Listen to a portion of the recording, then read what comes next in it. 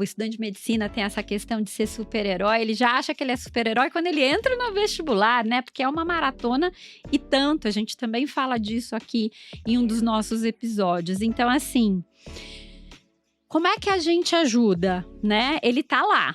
Eu vou atrás da causa? É psicoterapia ou não? Eu tento ajudá-lo a ele estar feliz onde ele está, né? Como é que a gente ensina esse menino a nos pedir ajuda? Camila, quer começar? Pode ser. Eu acho, Dê, que uma coisa que é importante a gente levar em consideração é que, além da carga acadêmica e de todas as questões que são institucionais e realmente existem, né? A gente tem um monte de questões relacionadas ao curso de medicina, seja pela carga, seja pela dificuldade do curso, seja pela maioria dos alunos estarem distantes da família, enfim, e até prévios ao curso, né? Porque pela dificuldade de conseguir entrar no curso de medicina, então você já vem com uma sobrecarga emocional muito grande para conseguir chegar até ali. Também tem a própria imaturidade emocional do próprio indivíduo, né? Então, assim, a gente precisa levar em consideração que transtornos psiquiátricos têm origem biopsicossocial. Então, eu tenho a questão psicossocial, mas eu tenho a questão neurobiológica. E a interpretação das coisas que acontecem comigo, né? A minha interpretação acerca daquelas questões, e por isso que cada pessoa acaba desenvolvendo padrões diferentes de comportamento, né? Então, eu acho que a primeira coisa que a gente precisaria pensar é em dar um recurso mesmo, assim, de promover melhores habilidades para aquele indivíduo, né? E então eu acho que psicoeducação é um bom caminho para o início do curso, porque ainda que seja uma faculdade de medicina, né, que seja da área da saúde, o que eu observo é que há um estigma acerca da saúde mental e as pessoas tendem a esperar o último momento para buscar ajuda. E a gente conseguiria, na universidade, dar um tipo de acolhimento, dar recursos para que esse indivíduo consiga identificar precocemente, se tratar, se cuidar, para que não haja o desenvolvimento de um transtorno mental, né?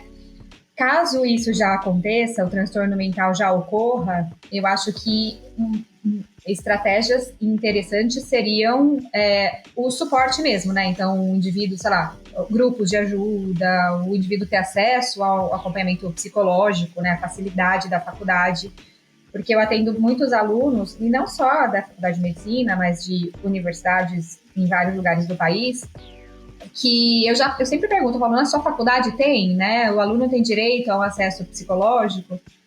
E muitas vezes não, é só tipo, um acolhimento ou alguma coisa superficial, assim, e não tem. E às vezes o aluno não tem condições de se manter no acompanhamento. Então, eu acho que é um conjunto de fatores. Então, por isso que eu entendo que o acompanhamento e tratar sobre essas questões deveria acontecer desde o início da faculdade. Né? Antes da gente aprender qualquer coisa, antes da gente aprender a cuidar do outro, a gente tem que aprender a se cuidar, né? Então, a carga e estresse emocional na medicina acompanha a gente durante toda a nossa carreira, né? Então, eu acho que a gente acaba visando muito a formação acadêmica, a parte educacional, e esquece um pouquinho da emoção, de trabalhar a própria emoção daquele indivíduo, que ou vai desenvolver um transtorno mental em algum momento da vida ali, da carreira ou na parte acadêmica, ou vai acabar tendo burnout, ou vai acabar tendo amarras, assim, tendo proteções a ponto de perder a emoção e perder o tato daquela questão de empatia com o paciente. Vai ficar muito frio. Então, assim, alguma repercussão vai ter em algum momento, né? Então, por isso que eu acho que é importante que essas coisas, e a psicoeducação principalmente, né? O acolhimento e a psicoeducação aconteça desde o início. Como é que você enxerga isso? Como é que você acha que você colabora com isso, Sérgio? Então, essa pergunta ela é estruturante, né? Nós estamos aqui para bater papos profundos. Perfeito. Vamos ao cenário real. Cenário real. Eu vou dividir minha resposta em 2 blocos. O primeiro, pela arquitetura do mundo, do ser humano e como as instituições elas hoje estão estruturadas. Segundo a OMS, a Organização Mundial da Saúde, as instituições deveriam fazer 2 coisas.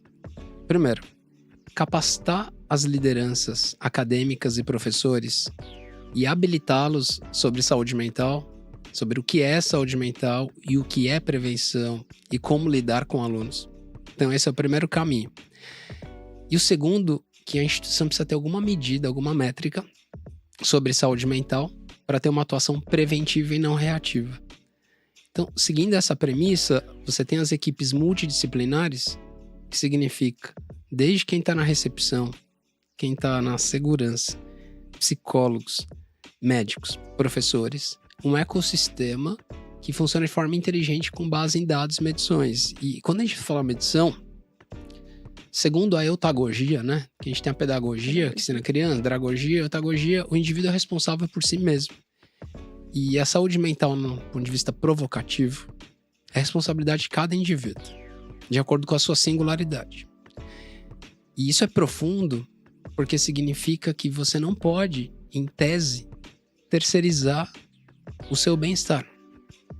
E se a gente for seguir essa linha, a universidade ela tem um papel como engenharia de bem-estar, como engenharia inteligente, que entregue uma devolutiva numérica para materializar o bem-estar para o aluno, que ele tenha uma medida do seu bem-estar, da sua felicidade, e que você dê naquele momento uma pílula que seja importante para aquele aluno que, de repente, como a Camila falou bem, a palavra saúde mental tem um problema de dissonância da língua portuguesa do que é saúde mental. E, então, a saúde mental, popularmente, pelas mídias, foi popularizado como fraqueza. Não para todos, mas vamos pegar um exemplo, artistas e grandes esportistas que se afastaram e falaram assim, nossa, se afastou, então você foi improdutivo naquele período. Então tem algumas associações perigosas. E a palavra bem-estar parece mais leve, parece um pouco mais leve, né? Então, fechando minha resposta do bloco 1, então é capacitar docentes, capacitar os alunos, ter medições e ter atuação preventiva antes que aconteça o problema. Então, isso é o que está da porta para dentro da universidade. Agora, algumas teses falam que o ser humano está há 200 mil anos na Terra e a gente é um ser social e a gente tem, né, quando a gente for olhar a quantidade, bilhões de neurônios, 50 hormônios principais, né, Camila? Então, a gente tem tanta coisa e esse funcionamento tem uma genética.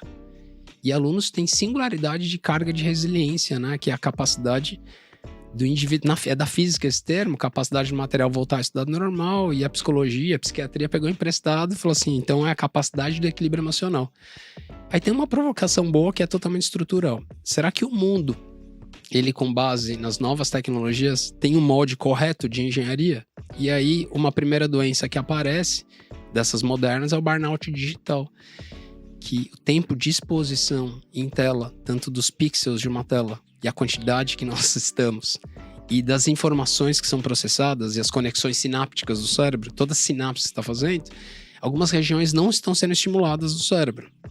E esse fator está gerando um burnout digital, que é um esgotamento diante das telas pela informação. Então, assim, o aluno, quando ele chega na universidade, ele já passou por uma maratona.